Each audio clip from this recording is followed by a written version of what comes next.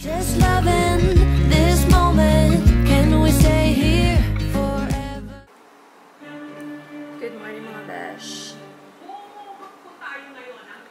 Time check, it's 6 o'clock. Ingay ni Jessica. Ang dami lamok. By the way guys, si Aryan nagising ng mga 4:30, almost 5. Grabe yung ubo niya. As in, dry cough yung ubo niya. Tapos ang taas ng lagnat niya, kaya nagising kami. So, kaya, ayan. Pinag-breakfast ko na siya. Tapos, painumin ko na siya ng gamot maya-maya. Tapos si Arya din, it's nilalagyan. Gusto naman, diba? Ayan na naman tayo. Ayan na naman tayo. Aryan, shh! Too much. Sitang, sitang. Say hi. Oh, yoy, ikaw. I know. You're sick? You're sick? Guys, I'm sick po. I'm sick. Uy, naku, ang init. Ang init niya, guys. Ang lakas ng taas ng ano niya, ng lagnat. At ano ko na siya, guys. Painumin ko na siya ng... Kita niyo? Painumin ko na siya ng gamot. Drink ikaw medicine.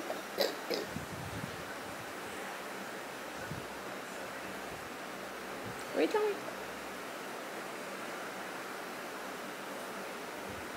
Ay! Ay! Dali na. Ay! Aryan! Oh, see? You're yayay. Dali na medicine. Oh, yayay. Ikaw, better. Dali, drink water. Ay! Ay, nako. Ashkem! Gusto niya mag-brum-brum, guys. Sumuka si Aryan, by the way. Pagpainom ko sa kanya ng gamot, which is good, kasi nalabas niya yung phlegm niya. And di ba tayo, pag nakakasuka tayo, we feel better. So, ngayon, dito kami sa labas. Hinintay namin si San. Mr. San, let's wait lang. Wait. Oh, Mimi, oh. Ang sarap ng buhay ni Mimi. Oh, di ba?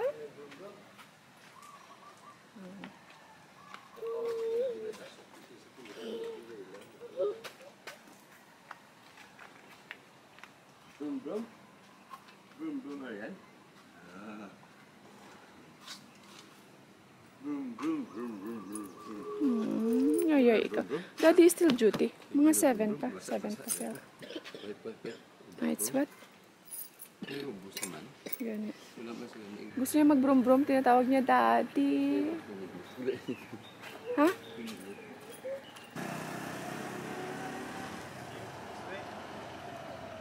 Bye-bye! Tuloy. The next day. Good morning guys, another day. You know what? Grabe, hindi ako nakapag-vlog na kahapon. After nung first update ko nung umaga, wala na. Sobrang busy na ako, B. Parang namamaga, parang may beke-be. Tawag dito, kasi nga syempre, di ba dalawa silang sinabay na naman magkasakit. So, actually nauna si Aryan. Kasi nagkaubo na siya eh. Ubo, tsaka lagnat. Tapos, sumunod, pero the next day, hindi naman the next day, the same day nung hapon, si Arya na. Si Arya na yung nilagnat. Tapos ngayon, inubo na rin si Arya na naman. So, para silang may ubo, sipon, at lagnat. Okay na, wala na siyang lagnat. Kasi yung ubo niya, lumabas na. It came, ano na talaga, luto na kumbaga yung ubo niya. Kasi ganyan talaga yung tarangkaso. Di pa pag padating yung ubo mo, sipon, siyang kalalagnatin ng bongkang-bongka. Anyway, so ayan, nag-uunti-unti na kaming magligpit sa bahay para pag moving day, hindi na kami mahirapan. Inuunti-unti na namin ito lahat. So, ayun. Si Papa ang pinaka-busy sa lahat. 10 sako.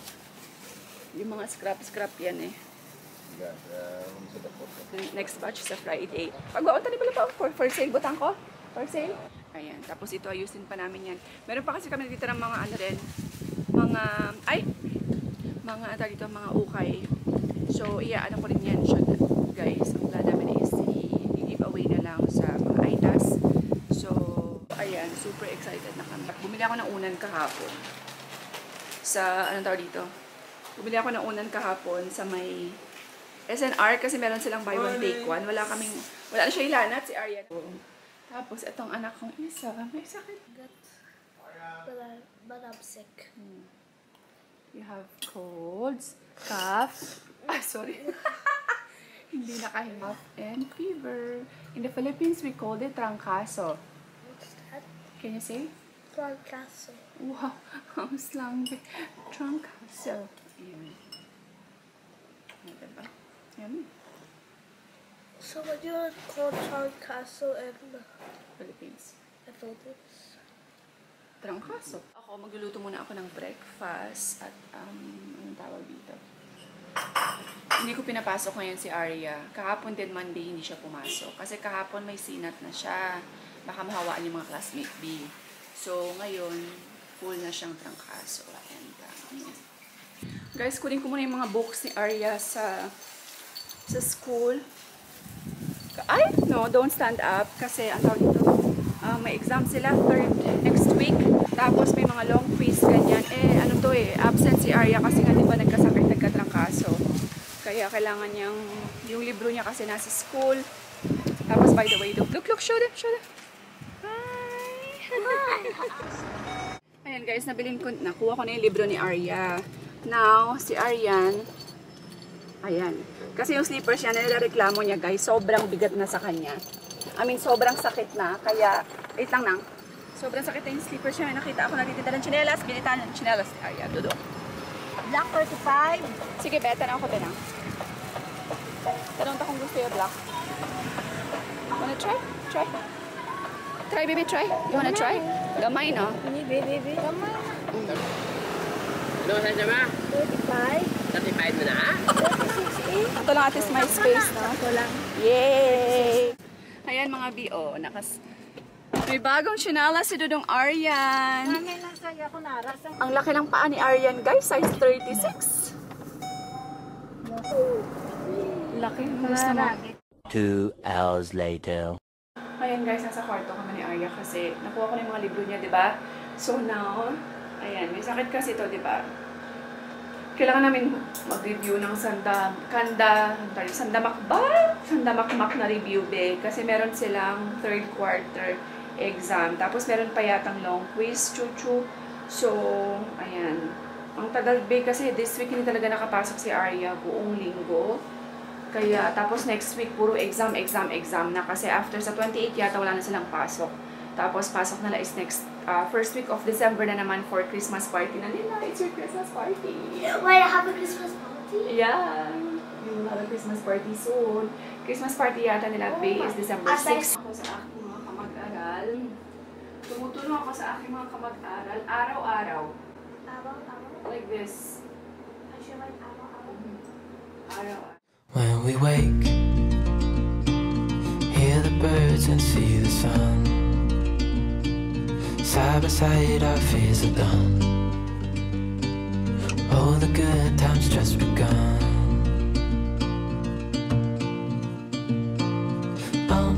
We know what we have, let's hold on tight. Found what we're looking for in life. Call us crazy, but things are finally right. With you and I, the future is bright. So, ayan guys, unti-unti na kaming nagliligpit. Ang tawag dito. Madami pa kasi kami yung mga ukay. Clothes na doon nakatambak sa may garahe. So, ayan, papamigay natin yan kay Brother Ogie kasi pwede niya pa yan i-give away sa mga ITAS natin. Finally mga besh, end ko na tong vlog. Ay, unfortunately, may sakit naman ang aming mga Junakis. May sakit si Arya, may sakit si Aryan. Nagsabay sila guys. Na unang nagkatrangkasa si Aryan, nilagnat. The next day, nilagnat na rin si Arya, ubo, sipon. Pareho sila. So, anong tawag dito? Ang hirap. Ang hirap. Ayan sinasabi ko. Talaga, hindi ko alam. Talagang, siguro sa almost 4 years naman dito sa bahay, hindi ko na mabilang kung ilang beses silang nagkasakit, be. Sobra. As in. So, hopefully, yung lilipatan nating bahay is, alam niyo yun, syempre, mas maaliwalas na yun bagong renovate nila, ayos nila, so maaliwalas, maluwang. Hopefully, malesen na yung pagkakasakit ng mga bata. You know what? Kompleto sa mga vitamins yung mga yan. Meron silang vitamin C, meron pa yung Centrum for Kids, meron silang Be Well, kung ano-ano na lang, meron pa yung Gummy Bear na galing din sa isang subscriber sa States. Pero, mahina talaga yung mga immune system nila dito sa bahay. Anyway, so far, nilalagnat lang naman sila paggabi. So, ayan, nagpa-schedule ako sa doktor sa Saturday pa po. Yung kanilang schedule, okay pa naman si Arya tsaka si Aryan. Ubo lang sipon. Yung lagnat is, wala naman na masyado. Yung unang beses lang, yung first day, nung paglabas ng trangkaso, doon lang talaga sila nalagnat pareho. But now, ubo sipon lang sila. So, ayan. Water therapy lang muna tayo. At citricine. And Diasudrin, ayan, para din sa sipon nila. Yun lang pinapainom ko sa kanila. And then, excited guys. So, nakikita nyo, nag-uumpisa na kaming magbalot-balot, magligpit-ligpit, huli namin tong second floor. Kasi guys, meron akong ukay shop dati, diba? So, ang dami-dami pang mga naiwan na mga relief dyan sa may garahe. So, yun yung inayos namin kanina ni Manang. So, di bali, nagbigay ako ng 5 sacks of relief sa school, ni Arya sa doon kasi meron silang gagawin, meron silang outreach program for this coming December. So, tamang-tama. So, bigay natin sa kanila yung 5 sacks. Tapos, yung another, meron pa kasi akong 12 sacks. So, 7. Meron pang 7. Yung 7 sacks, bigay ko kay Brother Ogie for ITAS naman yun siya. Tapos, ayan, unti-unti, ang daming scrap, guys. Yun, I'm so proud of Papa. Grabe, kasi, talagang tinatry ni Papa yung best niya na mabawasan talaga yung mga scrap, mabawasan talaga yung mga things na hindi niya na ginagamit. Kaya I'm so proud of him kasi alam ko mahirap para kay Papa yan, knowing him. Mahilig kasi talaga si Papa magkumpuni tsaka mag-keep na mga old things kahit na hindi na ginagamit. Nasasayangan siya. Ganun naman talaga kasi, di ba, sa mga oldies, may mga edad-edad na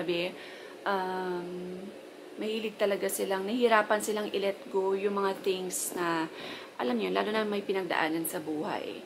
So, si Papa talagang halos kahit na lumang Tupperware, kahit takip lang yan, talagang ikikip niya yan, lumang-lumang baso na, kahit basag na, wala nang hawakan, lahat, ikikip niya yan. So, ayan, ganyan si Papa. Kaya I'm so proud of him. Kasi so far, for the past few days, ang dami niya na talagang natapon. Ang dami niya ng ilang sako na rin ang nakuha niya to clear yung mga things na hindi na namin nagagamit. Para kahit paano, mas maliwalas naman yung bahay namin doon. I'm so grateful for Papa kasi naiintindihan ni Papa. Tinatry niya yung best niya. Kaya, ayan, I'm so proud of Papa. And, syempre, gusto ko din para kay Papa maging comfortable, diba? Doon sa lugar niya. Gusto ko maluwang yung space niya, may makakilo siya ng maayos. So, ayan, so grateful for Papa. By the way, ito ibibigay ko yan kay Papa. Sobrang ganda. Kasi yung shelf ni Papa sa baba, sa dirty kitchen niya, sobrang luma na talaga. Ayaw niya pa rin itapon, pipinturahan niya daw chuchu. Sabi ko, bigay ko na sa iyo to pa. Ito na lang gamitin mo. Mas pleasing siya sa eyes. Tapos, mas malaki, mas marami kang malalagay, diba? Mga damit din namin, guys, sobrang daming hindi na rin nagagamit. So, we need to declutter talaga so many things. Meron pa kaming 2 weeks para mag-declutter, para mag-unti-unti na. Sa December, nandun na kami sa house, new house. So, ayan, we are all magiging motivated na naman kami to do things, magtrabaho, mamuhay. I'm so excited na pakita sa inyo yung paglipat, yung pag-aayos ng bahay. Excited ako, guys, ayusin yung rooftop. Ayusin yung kwarto ni Arya. Tapos, ayusin yung place ni Papa, diba? So, ayan. Anyway, so, yun lang, guys. Thank you all so much for watching. God bless everyone. Stay positive all the time. And we will see you in the next vlog. Bye!